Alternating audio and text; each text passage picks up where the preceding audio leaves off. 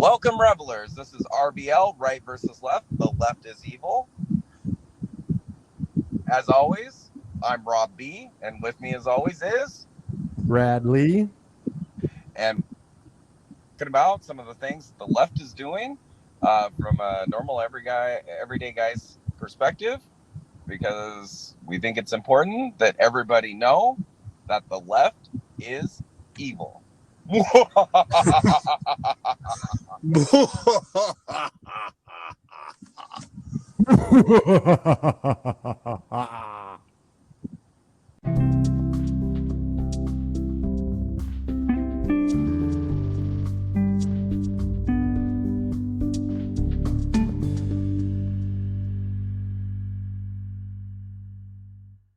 me? I can hear you. I could hear you the first time. Can you hear me this time? Mm-hmm. Yeah. Okay, so like with the whole economy and inflation and all that shit. So what's the information that you're thinking about right now? Me? Yeah. Like the inflation number. The inflation number just came out, right? It's like what, 8.3, 8.6, something like that. Well, I think it was 8.9. Now it's 8.3. Yeah. But and the CPI is like 5.1 or something like that. Yeah. The problem that they're not mentioning is, and they're like completely glossing over, is we're in the second year of Biden. And we're in the second year of Biden inflation. Mm-hmm. So I kind of want to dig in on that because we're actually looking at compounded inflation at this point. Well, we're in a recession. Well, no, I mean, it's likely to turn into a depression. Yeah. But the actual inflation number, okay. So, for example, inflation on the core inflation is up 8.3. That's up on top of 5.2 for last year. So we're up 13.5%. Right? Where were we when he started?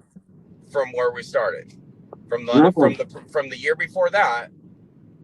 From when he started, where were we?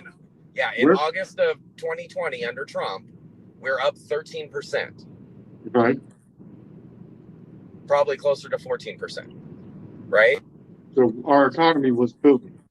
Right, but it's actually even higher than that.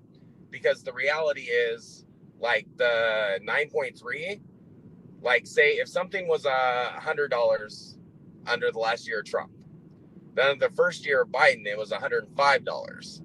Now that extra 8% didn't make it 113; it made it like 116. So the actual real gain in prices under Biden is closer to 16%. Does that make sense? Uh-huh. So that's kind of like how I want to break it down, and that's why like when you see the numbers, they just don't feel right compared to what you're paying for everything. That's because they're not. Of course, they're freaking manipulating it. Well, I'm talking about just the basic inflation before the CPI. The CPI like takes out fuel and energy, which is stupid.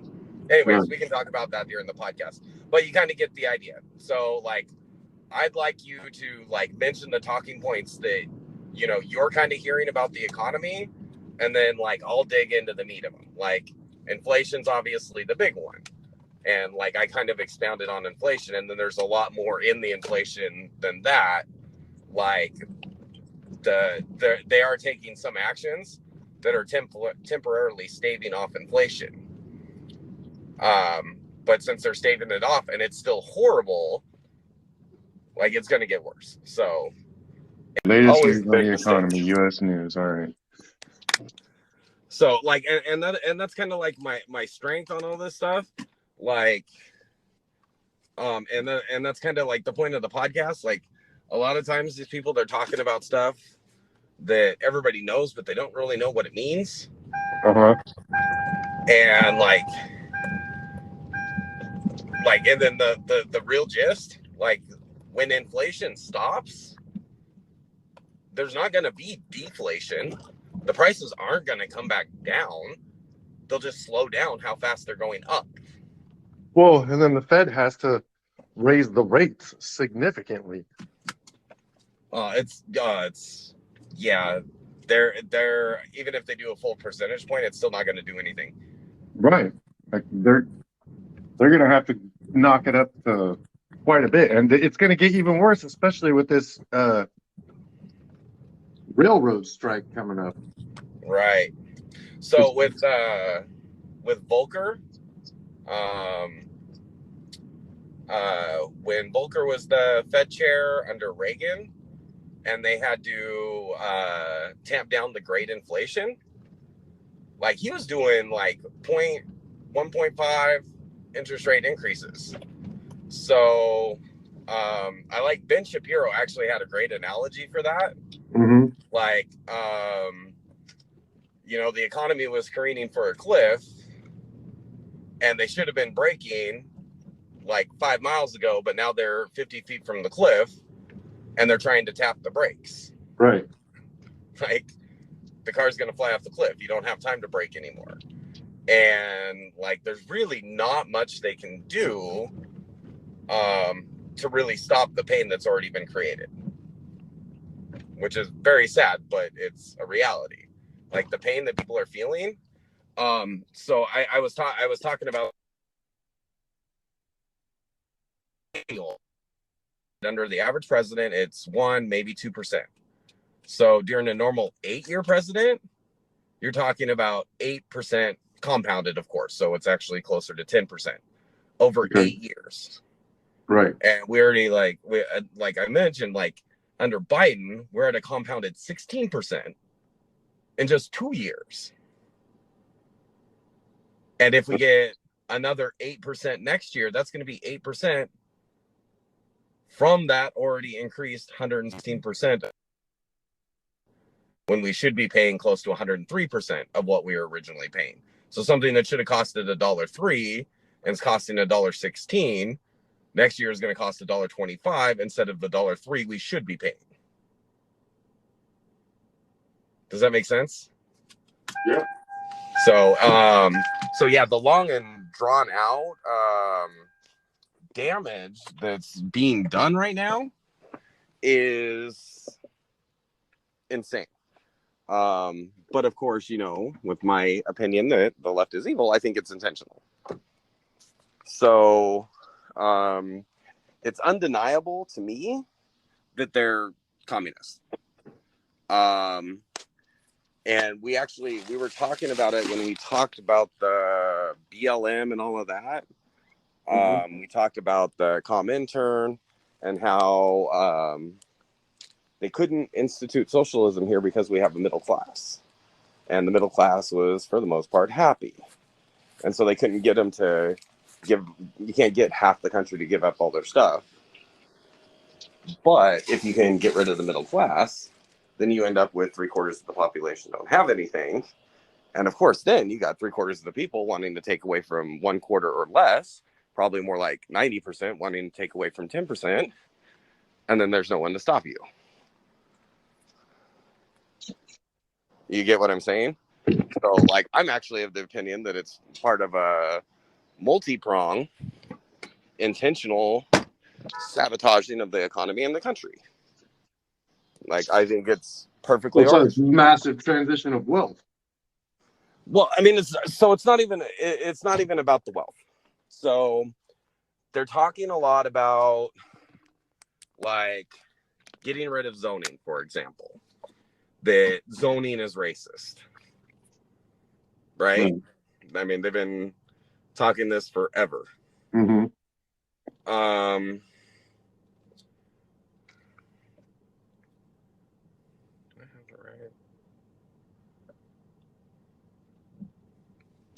Are you there? Yeah, I'm here.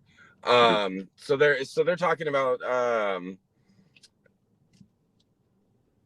just building multifamily homes in the middle of single-family neighborhoods because they don't like single-family neighborhoods. Right. That's personal success and that's personal happiness, and that's like the dream for American people is to be able to buy their own house. Mm-hmm. You're with me? So Mhm. like they want to get rid of that because that's the middle class dream. It's a middle class accomplishment. And when everybody's poor and nobody can afford houses, well, now they're not going to be prevented by law from building block housing and projects in the middle of middle class neighborhoods. Right. So then as they start doing these programs, and they're coming, I mean, that's part of the reason they're all letting the homelessness problem get out of control. It's all towards this goal of ushering in communism and socialism, or Nazism, which is actually, it seems more like what they're going for. Mhm. Because they're still very nationalist in what they're trying to do. They're trying to get control over everything, and that's nationalized socialism. So that's Nazism right there. And you know, Benito Mussolini, he's the one that like basically created fascism. It was his fascist party was the first fascist government when they took over in Italy. And no, go.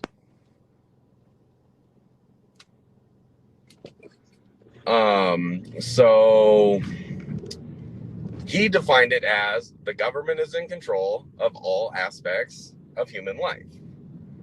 So obviously that's not a conservative principle. So I hate that they try and say that like fascism is extreme right and Nazism is extreme right, because both of those are complete government control, which is the antithesis of what the conservative philosophy is. The right-leaning philosophy has nothing to do with government controlling anything. To me, extreme right is anarchy. Like that's what you get when you go all the way right. They don't want a government at all. Libertarians are way over to the right, and while socially they don't agree with some of the more mainstream conservatives, it's because they just don't think the government has any business in it. As long as I'm an adult and everybody involved in my life is an adult, you don't have any business saying what I can and can't do in my life, right? Right. So I mean, so that's, you know, that's further right than the mainstream conservatives. So the idea that we're going to leap all the way to nationalized control is ridiculous. But we've always had a strong economy. The middle class does well. So if they want to implement this, they're working on breaking down the social structures, but they're also intentionally crippling the economy. So the first aspect is artificially inflating the currency. They've given people tons and tons and tons of money to get them out of the workforce. So our workforce participation rate is still lower than it was before the pandemic. So we're looking at what, going on 4 years later, and we're not even back to the employment levels that we were then. And our population has grown. Well, if we include the illegal immigrants, our population has grown by 10 million people, and yet we have 2 million or 3 million less, no, 9 million less jobs. Right? 9 million yet less people working. Right. So the workforce participation rate is starting to tick up. But Combined it's with not another, near where it was before we shut down. well, it's starting to tick up, but it's still way down. Like it's down below our workforce. But that's going to come to an end too.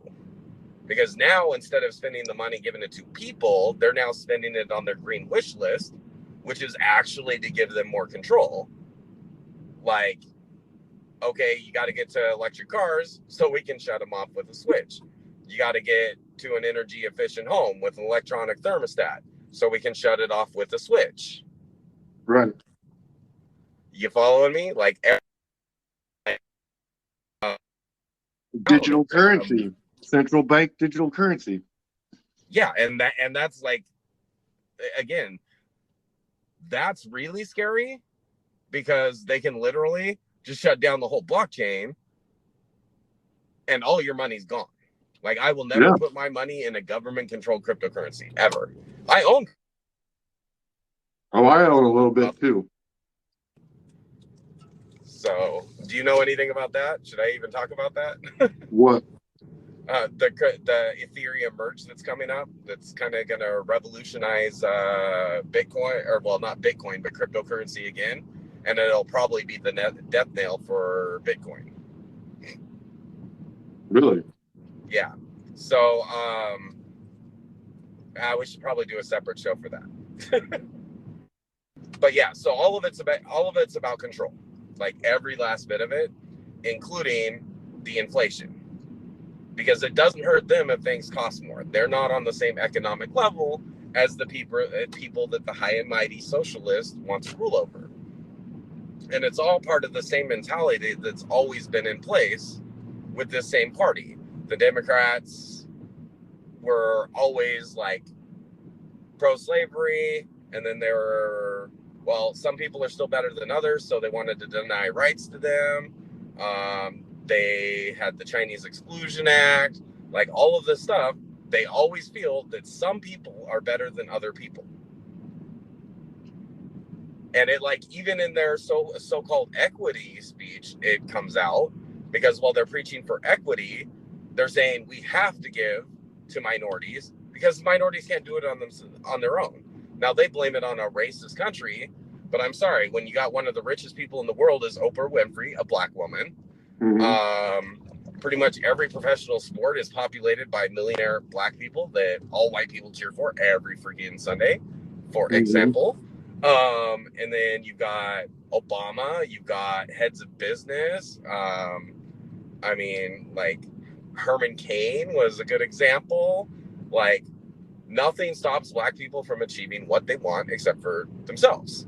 But if you just, it's the same way with white people. well, I mean, yes, it is, but I'm just saying that that's their focus. But what they're really I know. is they're just trying to keep as much of the population held down as possible. So, and another thing that kind of, like, now granted, it's tough when you have multiple kids, too many kids in a family when you're low income. But as the family comes up, like, when you do have kids, as you get older, instead of being an impoverished old people, then you have a support system around you, and you become less dependent on handouts. And we've destroyed that whole family base. They've spent 60 years getting people to, like, slaughter their own children for it. And it's all economic. Like, economics needs a new generation to continually grow. And if it wasn't for illegal immigration, our population would probably be declining, just like they are in most European countries. Right. So, I mean, Russia is a great example. But Russia also has the brain drain going on. So all this, like, kind of, like, feeds into, like, the lighting fire to the U.S. economy.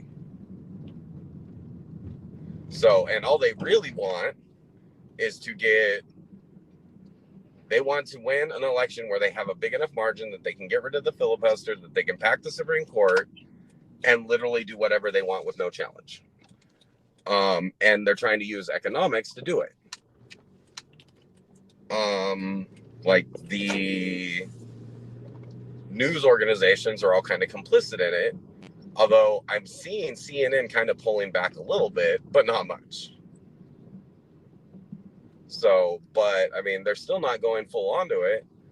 None of these people are calling out, like Karine Jean-Pierre saying that inflation is moderating. They did not call that out in the middle of the press conference. Inflation's higher. Like, it was 8.1 last month. It's 8.3 this month. Last month, the month over month was flat. This month, it's 0.6%.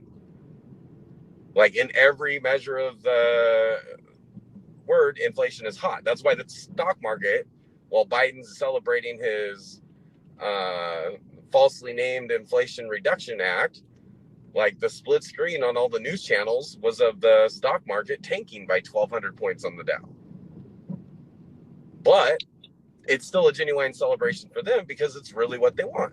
The worse the economy becomes, the more dependent people will be on the government, the more money they can spend, the more the currency inflates, the less money people have. People that work will have less, and eventually they'll need help from the government. And the more people they can get on the teat of the government, then they're not going to go to, eventually, when it's really bad, the Republicans, their only pitch is going to be, we've got to cut all this crap. It's going to be really painful for everybody. And by the time you get to the point where that's what you have to do is cut everything, and people are just going to have to suffer through it, well, then nobody's going to vote for a Republican, and they can keep going. And that's if they're still holding elections by that point. Like, if they're even, like, going through the motions of pretending that they're democratic republic here, you know? Mm-hmm. And they continue to so they're also continuing to exert pressure on the free market. They're pumping a bunch of money into the processors. All that's going to do, a bunch of it's going to get scammed out. And then there's also going to be the huge inflation in price because government money is being dumped into it. Like, even though those are all like front end expenses that the government's going to carry, and yet we're still going to be paying higher prices because it's something the government's pumping money into. Because you're talking about the more they pump money into the system. Yeah. Oh yeah. So, and that's what they want. They want to set fire to the economy so that we're dependent on the government, which doesn't make any sense, because how is the government going to get money from us if we're dependent on the government? And that's where it all starts to collapse. And so that's where the government starts leaning deeper and deeper into the nationalization of industries. It's not because the industries are doing bad, it's because they want 100% of the revenues from those industries. But of course, the government doesn't do anything efficiently, so every industry that they touch gets worse. Right. I mean, look at the healthcare system. Exactly. Oh my God. Ain't nothing good about the VA. Yeah. Well, and then so now they do need to do some reforming in the laws regarding pharma, but they're focusing on the wrong stuff. Mm-hmm. Okay, they need to stop they change one molecule of a medicine, call it a new medicine, and repatent it, and then give doctors bonuses for signing up the new version when there's no substantial difference in the results that they're getting from the modified medication. So this is the actual pharmaceuticals trap. Okay, they do have a right to charge whatever they need to charge to recover their research costs. Right. That's and then they can maintain those costs as long as they need to, and market pressures don't hit them. When eventually a drug gets a generic, it's because they're past that exclusivity that they get from doing the original research. And I'm okay with them being able to charge those costs. But for example, but when they start gouging to make profit on top of those costs, it's not gouging. Okay, so that's completely ridiculous. That's actually a Democrat talking point. That's actually just total crap. It's not gouging the first time around.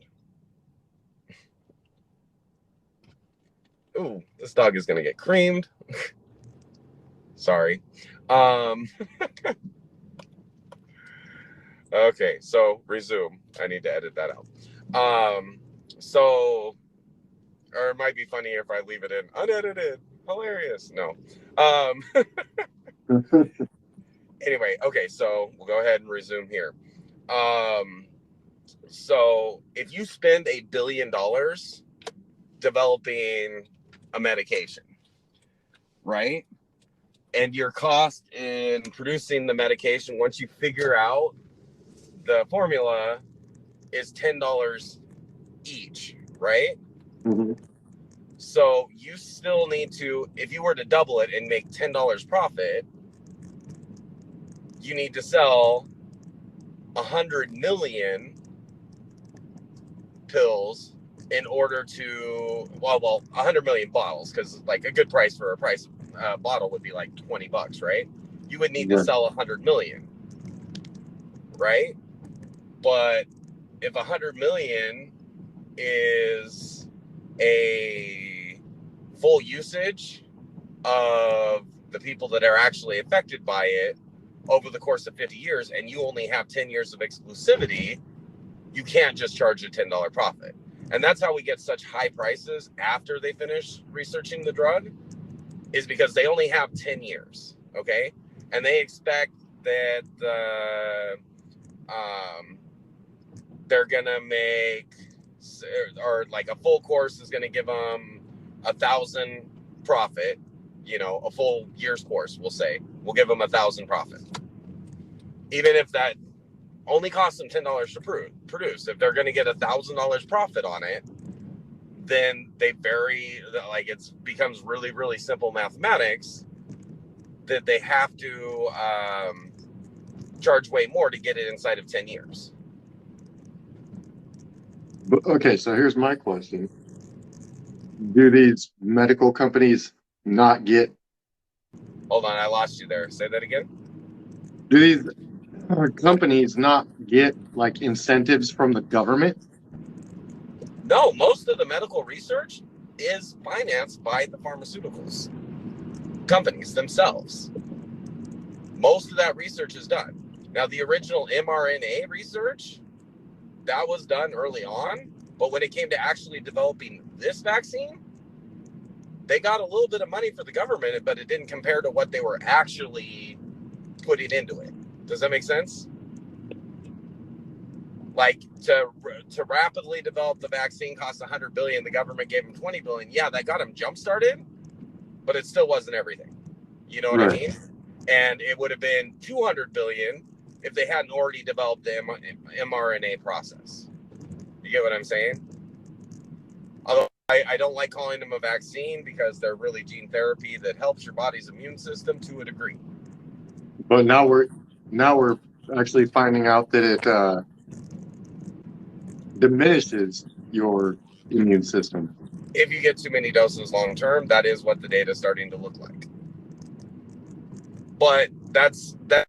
So it's the downside of any medication, and it's why I've always said I've been of the opinion since the very beginning of the pandemic.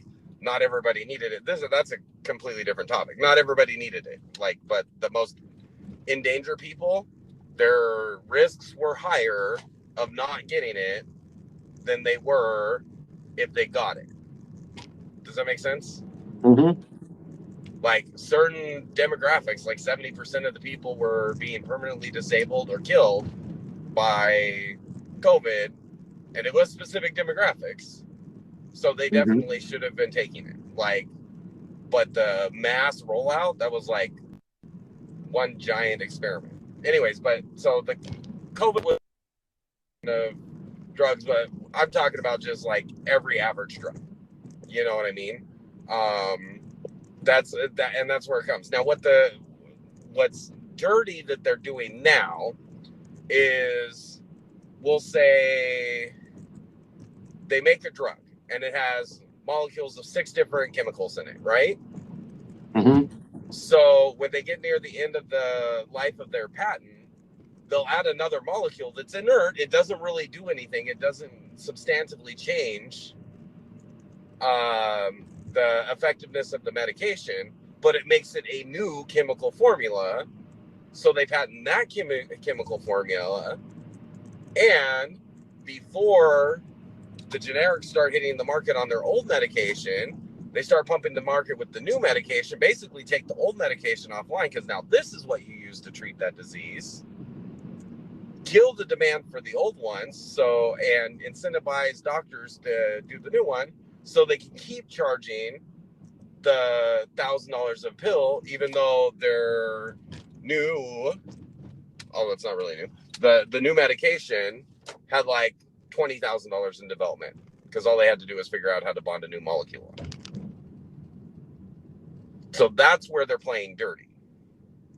Well, yeah, because the federal government influences the amount of private spending on research and development. Yeah, so it's like, if I figure out a great way to purify water and I get an exclusive permit to sell my special purified water, right? Mm-hmm. And in 10 years other people will be able to copy it. So at year 9, I say, the old one doesn't work anymore. It's got resistance. Here's a new formulation. This is what works now. But all I did was add red food coloring. Right. And then when that gets to 9 years, oh, well, that one doesn't work anymore. The disease got resistance to it. Here's the new one. Well, it's still the original one, but this time it's got green food coloring. They've long since recouped their costs, and they're charging a fortune when they don't need to anymore. So the government does the same scam, and that's why they don't come down on it. You know where the government runs the same scam? Medicare? Toll roads. Oh, toll roads? Toll roads. Oh, yeah. So the toll is supposed to last until the road is paid for. But once it's up, they never take down the tolls. Why? Because they always make sure that they have a bloated, overpriced project going on. 50% of it gets kicked back to the administration that oversees them as an administrative cost. The other 50% goes to actually working on the road. Meanwhile, you're paying the toll for the rest of your life. Right. You with me? Yep. And roads always need maintained. And even though like they always do a horrible job maintaining them, they're going to keep charging you in the name of maintaining or improving the road.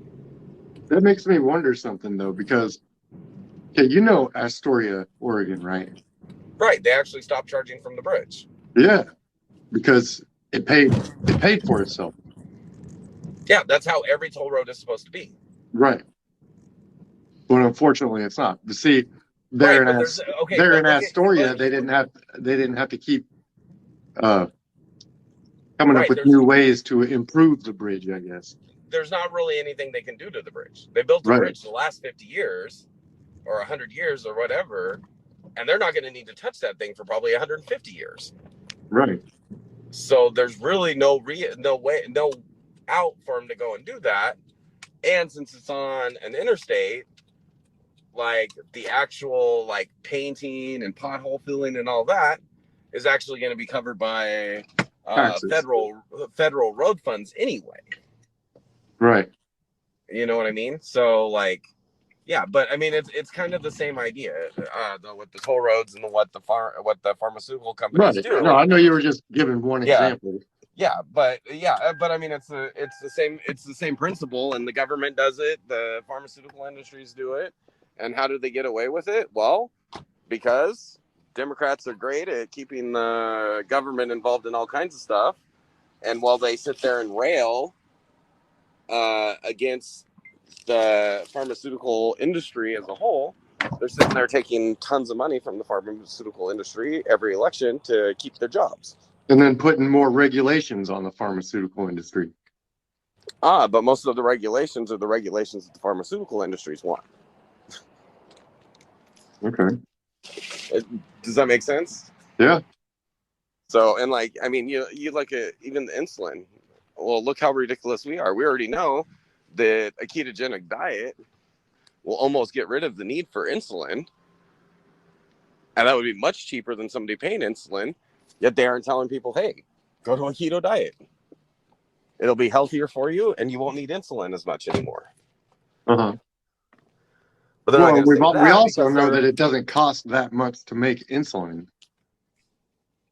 Right, but they keep doing the same thing. They adjust the formula, they keep it cranked up, and they keep the supply short because nobody's really making insulin, and they won't share the formula. Right. And it's actually it's very hard to get to generating insulin. Very hard. So otherwise, everybody would just make insulin.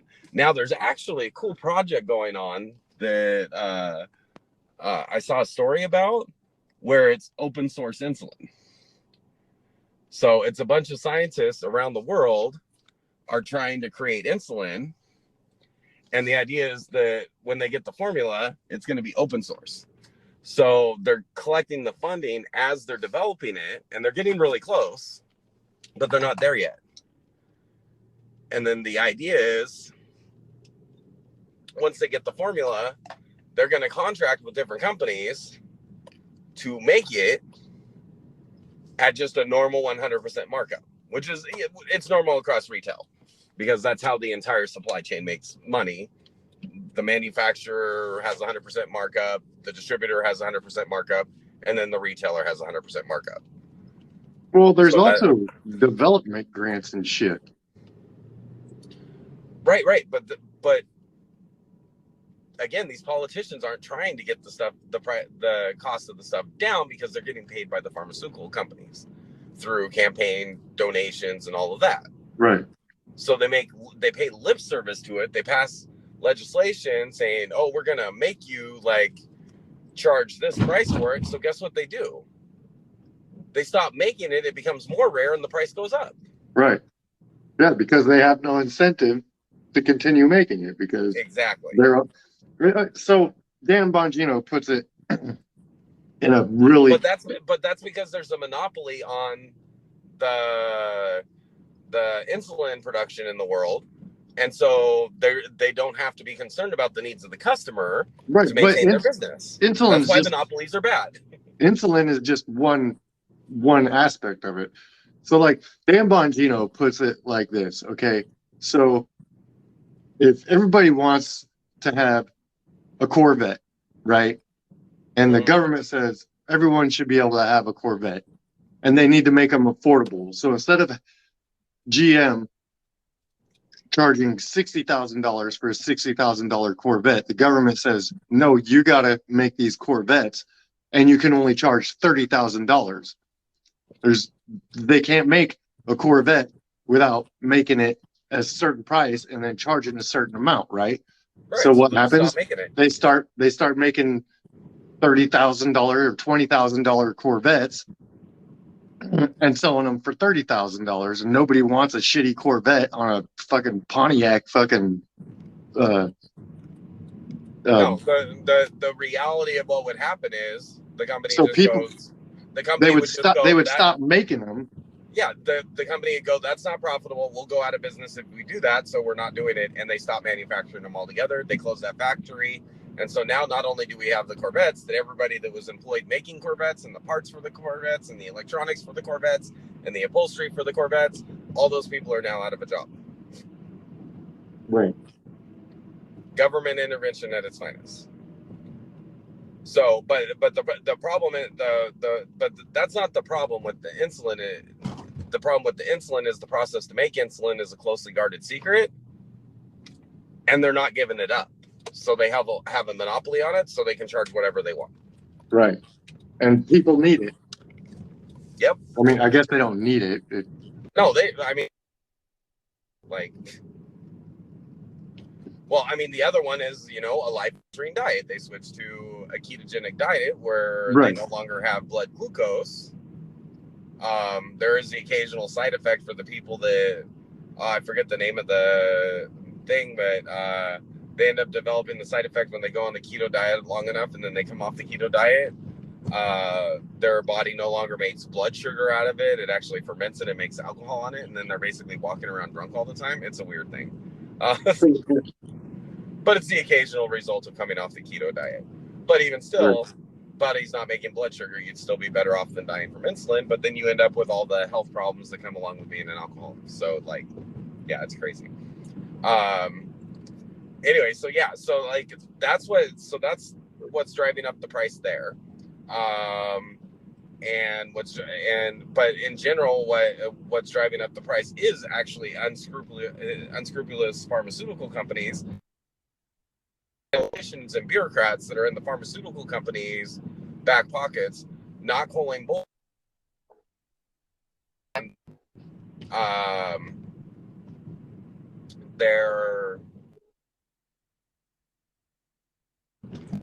That they're not changing the formulas consequentially, but they're doing everything anti-competitive. So every time a company comes out with a medication that actually works and is the best on the market, they now have a monopoly that's guaranteed for a set amount of time, and they're using actual monopolistic tactics to make sure that they never have competition, because they always destroy the market for the old drug once they get the new drug approved. So, yep. So the pressures there. I mean, the pharmaceutical companies are predatory, but it's not all pharmaceutical companies. Most pharmaceutical companies are little companies. They do tons of fundraising. They maybe go public because they think they're close to and then when they finally get approval on something, then they charge what they need to charge to get their money back. And then when it does come time for generics, you think they are making generics? You're damn right they're making generics. They're going to be making generics and the name brand both. So when people are willing to pay more for it, they're still going to sell them more. When they want the generics, they'll sell them the generics so they can get both ends of the market. And that's how a good, like, honest pharmaceutical company goes. But that's not how most of them go. And the bigger pharmaceutical companies like Procter & Gamble, like Johnson & Johnson, they all have a bunch of pocket politicians, so they don't even bother with any of that. You follow me on that? Mm-hmm.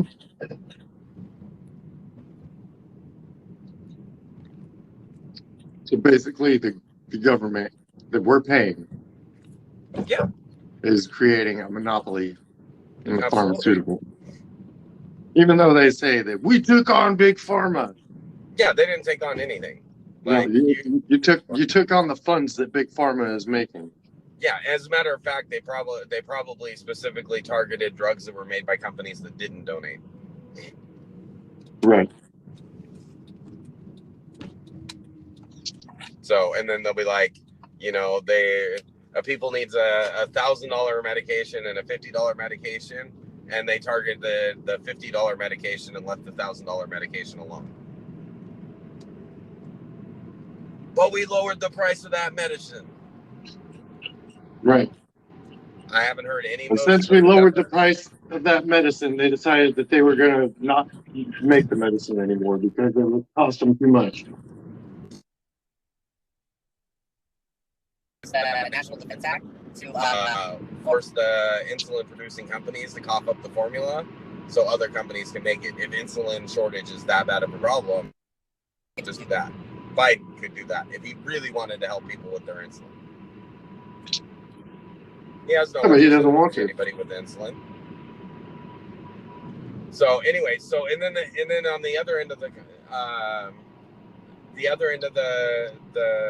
spectrum, what we're going to have on the flip side, well, now we're gonna keep getting more and more shortages. So right now there's a huge overstock of materials, right? Like all these stores are announcing that they're having to mark down tons and tons of inventory to move it out because they have to constantly turn their inventory so they can get bigger, better, best, and whatever, maintain their profit margins. Okay, so, but people aren't buying anything. Like the majority of the population, like 70% of people, have no discretionary spending anymore. All their money is going on housing, food, energy, and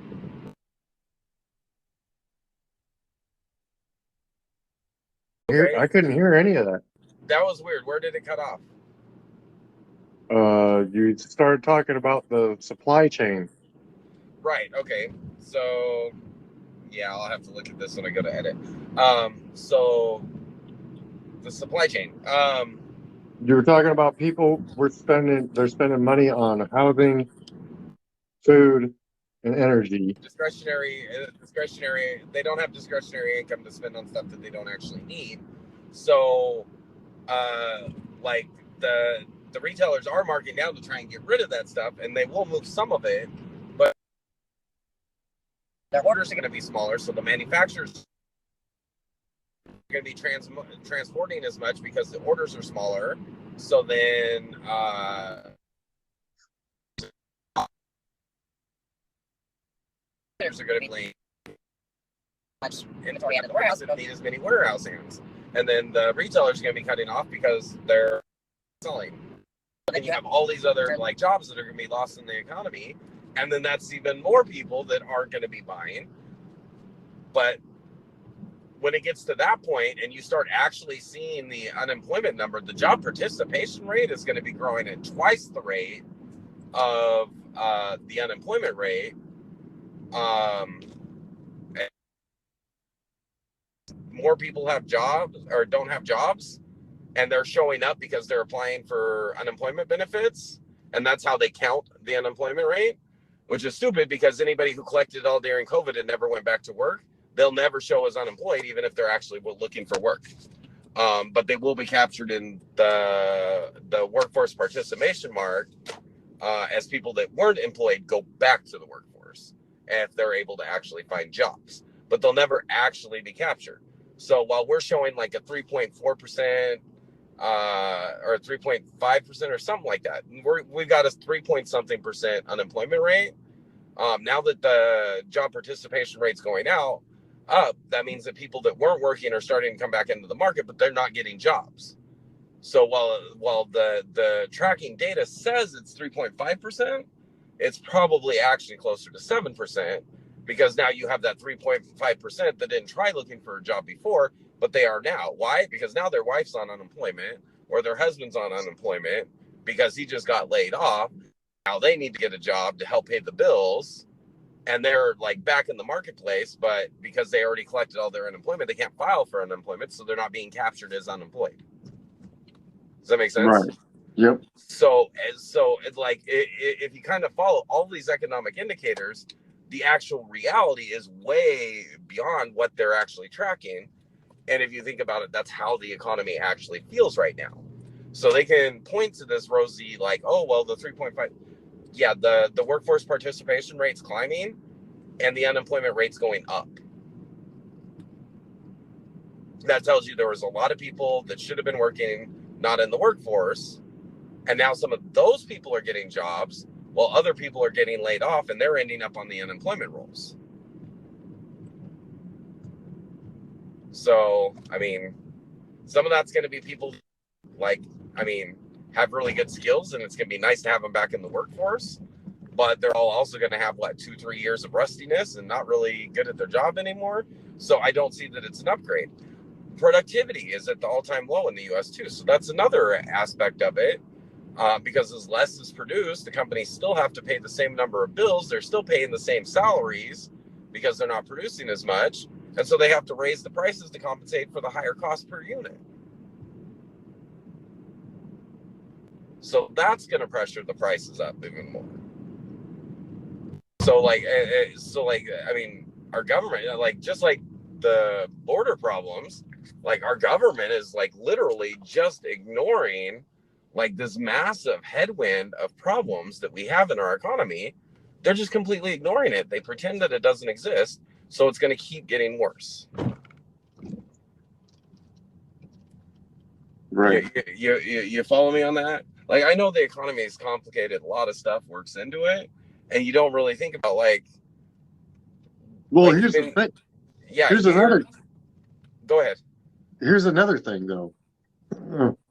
It's looking like this railroad thing strike is inevitable. Amtrak has already canceled a bunch of freaking long trips.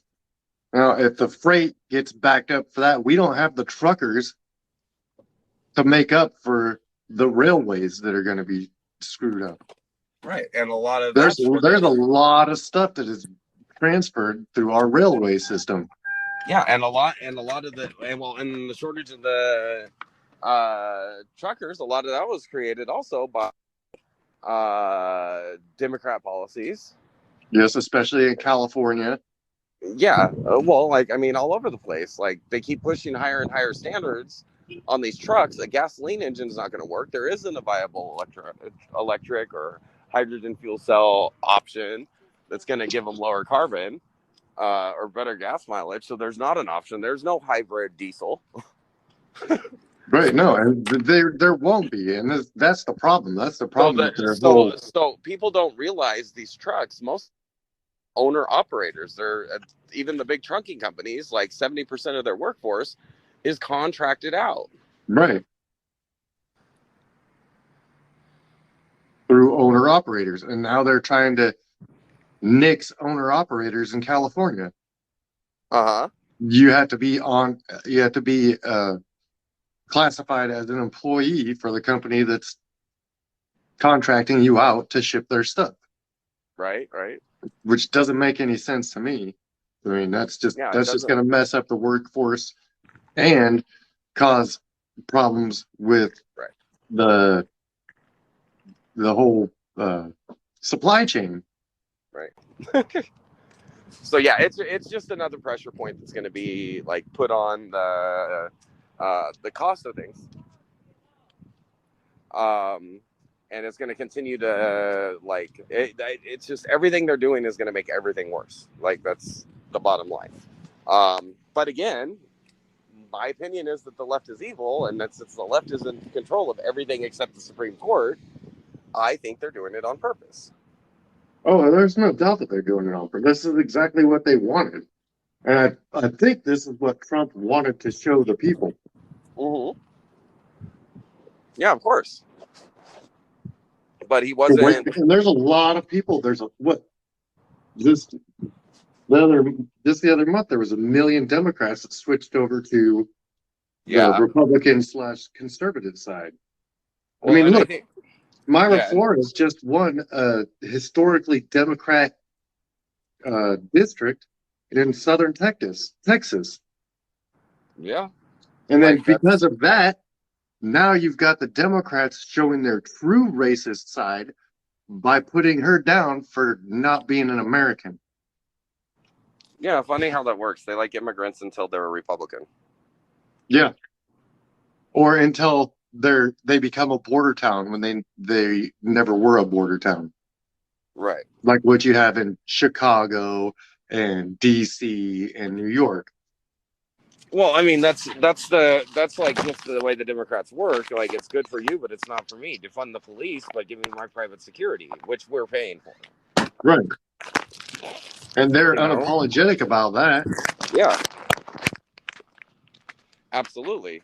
Skyrocketing crime rates don't concern them because they have armed guards. Taking away your guns doesn't affect them because their security guards are still able to get guns. Right. But that's although the crime actually is affecting inflation as well, because as crime continues to get bad, like if a company has $100,000 worth of inventory and they spent $50,000 on it to stay in operation, they still have to sell it for that $100,000. So if $20,000 of it gets stolen, they have to raise the prices on the other $80,000 worth of stuff to make it worth $100,000. Otherwise, they're not going to have money to pay their people and buy the next round of merchandise to sell. Mm-hmm. That's why in a lot of these areas, they're just closing the stores. Oh, wait, and closing the stores, that's going to cost the consumers more too, because now they have to transport themselves further or pay for deliveries from the spot that's further away. Mm-hmm. And who's going to want to deliver to a crime-ridden town? I'm doing it right now. Oh, yeah? Is the crime really high there? Houston? Yeah, it's getting pretty bad. Like that area where you're at right now? Yeah, it's pretty bad. Are you open carrying right now? No, I use concealed carry. But yes, so, I carry. So you have a weapon on you? Yeah, always. I always have my Glock. Although I'm getting ready to switch over. Like I've been looking at a couple different guns. So, but yeah, right now I'm carrying my Glock. I always have a weapon on me. Like Houston's so bad, they're like shooting Uber and Lyft drivers to steal their phones. Just to steal their phones? Yeah. It's terrible. Yeah. So, give me your phone. I don't want your car. Give me your phone. What? Your phone's worth more than your car. Yeah, and they literally create fake accounts. Ah. And then request a ride. You get there, they hop in, shoot the driver in the back of the head, and take their stuff. And if they find the person, which is hard for them to find because we're getting less and less police, then they can't keep them in jail, so they just go out and do it again the next day after they get let out of jail. That's ridiculous. But that doesn't impact the inflation because, Uber doesn't care about their drivers and they don't have any insurance on them and it doesn't cost them anything. That's the reality on that. It's a scary and sad reality, but that's the reality. So, but yeah, crime's definitely going to continue to push up as well. Looks like I got my freaking computer to speed up finally. Yeah, my laptop. They had to do a bunch of updates, I guess. So I need to do a factory reboot on mine because it's My son downloaded so much stuff on it. I don't even know what's wrong with it. It just doesn't work. Like, I have no clue what's wrong with it.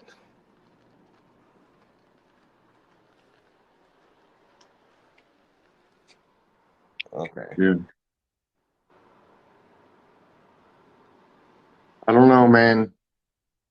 They're trying to collapse our whole system. Yeah. Well, I mean, that's just their attack on the financial system. Like, Right. that doesn't even take into account like everything that they're doing to our actual legal system and our Republican system of democracy. Like, and I keep like, I'm so tired of like hearing people complain about, oh, you know, these small town people in the middle of the country, like controlling or like interfering with what the big town people want. That was the point of our system. They did not want mob rule. They did not want Congress passing laws every year. They wanted Congress fighting for everything. They had to generate a broad consensus to pass anything. That was the point. That was always the point. Our system was designed to fight it out. It had to be really important and had to have a ton of support in order for you to get anything passed. And now they want to get rid of the filibuster because neither of them have a freaking majority in the House or the Senate. Right. Well, but the funny thing is, in the process, every time the Republican senators do pass something, the Democrats filibuster it. So while they're decrying the filibuster, that's why they're talking about doing a one-time release of the filibuster and then packing the Supreme Court. Mm-hmm. Because they don't want the Republicans to have it, because they're using it against the Republicans with Joe Biden in office. No, the Republicans aren't even using it against the Supreme Court against anything. The Supreme Court is going by the Constitution, like they said they would rule when they were fucking what do they call that? When they go through that process, I can't remember what it's called. Yeah, I'm not sure what you're trying to say, so I can't really help you with what you were trying to say. When the justices are being confirmed. Right. During their confirmation hearings. Yeah, their confirmation hearings. They said that they didn't say that they wouldn't overturn Roe v. Wade, like everybody's saying that they said that they were going to. Yeah, well, I mean, it's because the fundamental difference in like beliefs around what a judge is supposed to do. Mm-hmm. So literally, conservatives believe the judges should be following the letter of the law and the intent of the law. And you don't try and apply new meanings and new understanding to the law. You understand as the law was written at the time. As it was written, right. Yeah. And that's why there is some degree of interpretation. But Democrats believe that the legislature can amend the law and put their own opinions to it, which is what happened with Roe v. Wade in the first place, which is why they came up with such a bad decision when they originally decided it. Right.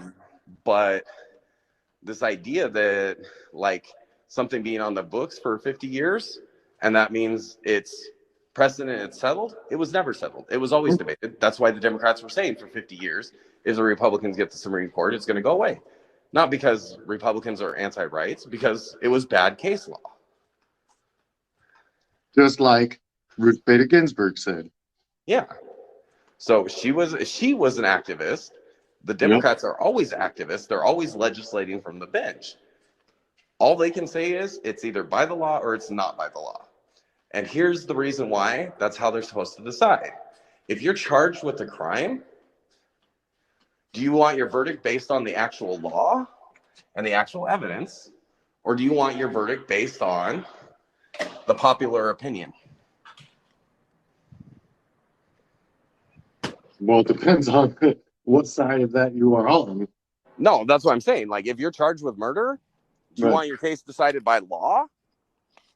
If you're innocent and you're being charged with murder, do you want it decided by law? or do you want it decided by the mob at the courthouse screaming for your execution? Right. Like Shogun had.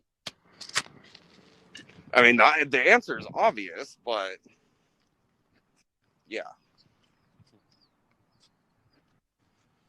Unless you're a Democrat. Right. Well, and you think that Kyle Rittenhouse should be strung up and hung from a tree. Right. And that's actually exactly the point. Like, the mob doesn't get to decide cases. It has to be decided according to law. Well, it's the same thing with the Supreme Court. And Roe v. Wade was always bad law. I feel like we've kind of gotten off the topic of economic socialism. Yeah, it is a little bit.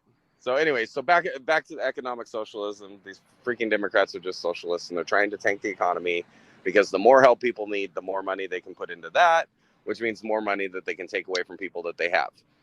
So ultimately, what happened during the communist revolution in Russia? They took all the rich people's property, divided it up. Like, if you had a 8-bedroom apartment, they give 8 families a room. Everybody would share the common areas, but they just housed 8 people and took it away from 1. So, and then eventually when those people complained, they just killed them. Like when the Bolsheviks originally took over the country and deposed the czars, they're like, oh no, you're fine. We'll protect you, whatever. You just can't rule anymore. You weren't fair to the people. Then, a couple months later, they just walk in the room and kill them all. And then Stalin did the same thing with his purges. Lenin did his thing with his purges. Pol Pot, Mao, everyone. So they just want to get enough of the population, besides them doing to accept the lack of morality behind what they want to do, because then later they're like, okay, well, we got to do worse if you want to keep what you got. But sooner or later, they got to take more and more from everybody to pay for it, because nobody's actually producing anything. Less and less gets produced, because sooner or later people go, okay, I'm working myself to death. The guy next door doesn't work at all. He's getting the same thing I am. Why am I working so hard? And the person not working, he's the most fervent supporter because he's not having to do anything and he's maintaining his lifestyle. Whereas you're disgruntled because you're having to work hard to get the same thing. So you become disgruntled and you're now an enemy of the state and they kill you. Well, I just pulled up this thing from Yahoo Finance. It says 15 socialist countries that have succeeded. Hit me. And it says 5 socialist countries that have succeeded. So it starts out at 15. It's all in this article. We take a look at 15 socialist countries that had succeeded. You can skip our detailed analysis about the state of socialism and go straight to five countries. So skip it. Give me the countries. Okay, I'm looking. I thought this was hilarious. I was like, dude, I have never. I want the countries because I'm willing to bet the countries aren't socialist. Oh, I'm sure I'm 100% that you're right. But I'm gonna. Oh, we're being fucking stupid right now. It's got to catch up to me. Okay, are you there? I had a call coming in. Yeah, I'm here. Okay. So what are the countries? Hit me. This will be where we'll wrap up. I'm trying. My computer's being fucking slow. Again. Yeah, I'm definitely gonna have to mark this one as mature audiences. Normally it's me letting off with the occasional F-bomb. Tonight it's been you. Yeah. Good night. Okay, here we go. Come on.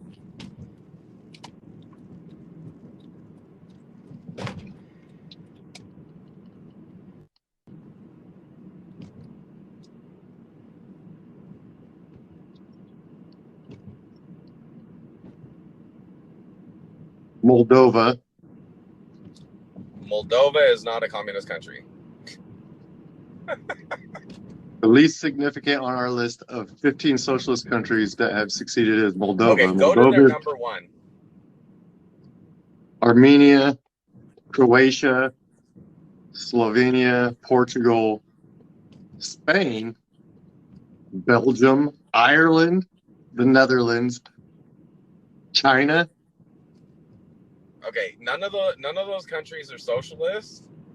Even China wasn't successful until they became a mixed market economy. Okay, China was the. Yeah, none of those countries are socialist. They have socialist programs, but not one of those is socialist. Okay, so click to the 5 socialist countries that have succeeded. Yeah, Okay. and that list of countries, are you dying to live in any of them? Have you even heard of half of them? Yeah, no. So we got Iceland. Okay, Iceland is still a free market economy. They have a lot more social programs. You're also talking about a population of what, like 1 million? Yeah. Anyways, next. I'm going.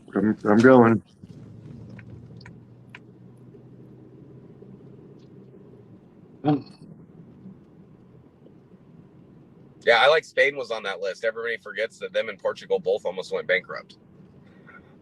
Oh yeah. They had severe austerity measures and everybody was like rioting. And then when they had to uncap the gasoline, everybody was rioting over the price of gasoline because the government couldn't afford the subsidies on gasoline anymore.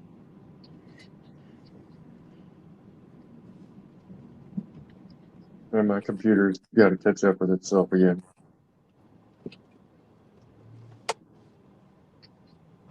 Are you still with me? Yeah, I'm with you. Okay.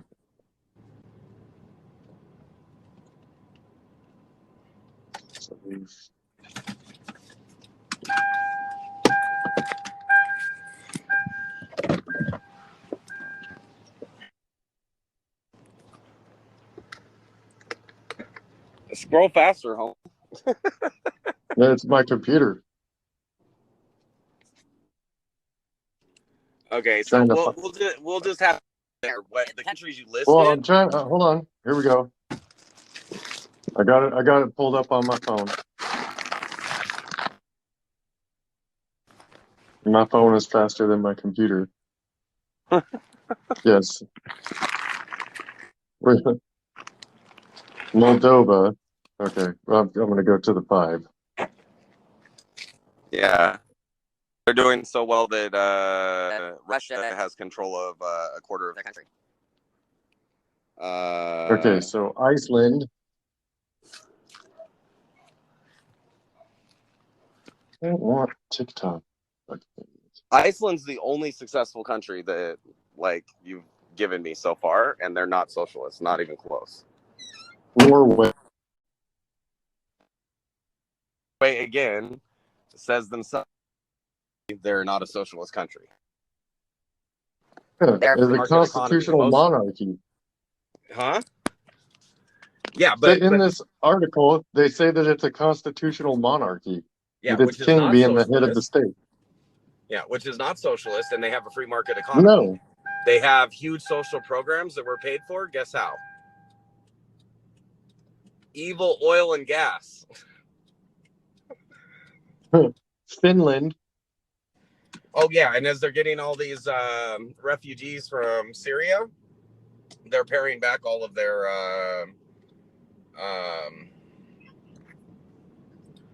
social programs. They're all getting pared back. Why is it all Nordic countries? Because Denmark. The Nordic companies have the most expansive social programs in the world. They also have the highest rates of depression, the highest number of their population on antidepressants. They have the highest rates of suicide. They have the lowest rates of home ownership and car ownership because you can't afford it. Their tax rates are over 60%. And that's even though the majority of those social programs that they're touting to make them socialist countries aren't actually like paid for by a socialist system. They are paid for by sovereign wealth, completely by their oil and gas leases in the North Sea. So the left thinks oil and gas is bad, so that's not a viable option for the U.S., right? So if we got to get rid of oil and gas, we can't fund some social programs using that. That doesn't work. They are way more free market economy than us. You know what their minimum wage is? whatever you work out with your employer. If your employer says, I'm only willing to pay $1 an hour for this job, you can take it or leave it. There is no minimum wage. You have to negotiate your own salary.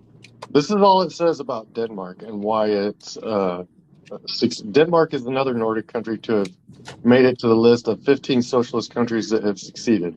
Denmark is the implementer of the Nordic model. It has an innovation score of 57.50. It ranks 10th in global competitiveness and has a social progress score of 92.11. It is also one of the happiest countries in the world. No, it's not. That's number 2. Here's number 1.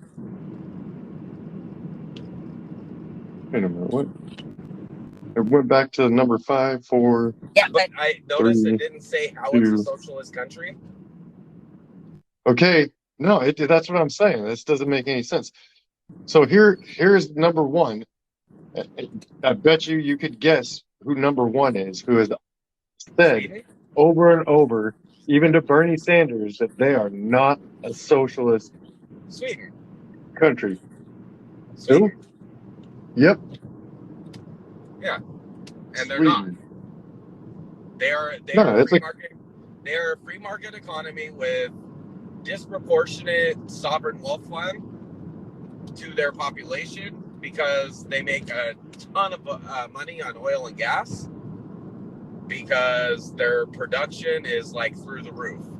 So they were smart. They didn't need all that production to support their population. So they moved it on along, you know? So, I mean, that I don't have a problem with in a situation like that where your government has low costs, then put your money into.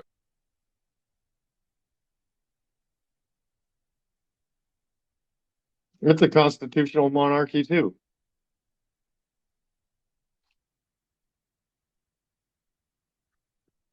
Like that. So yeah, none of So those that's countries are interesting. socialist. So I think that's where we're going to wrap up here today. We had a nice little meandering conversation. But yeah, I mean, literally, they're doing it on purpose. They want countries that are their role models for socialism aren't actually socialist countries. So since you listed those, I will list actual socialist countries right now that are actually socialist. Venezuela. China, which is collapsing because they're artificial. They have a big market. And Their success is based.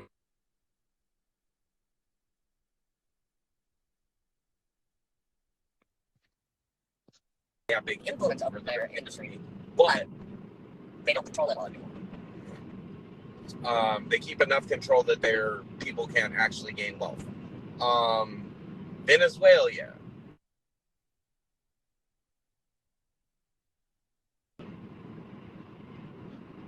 I forget which one it is. It's a socialist country in Africa.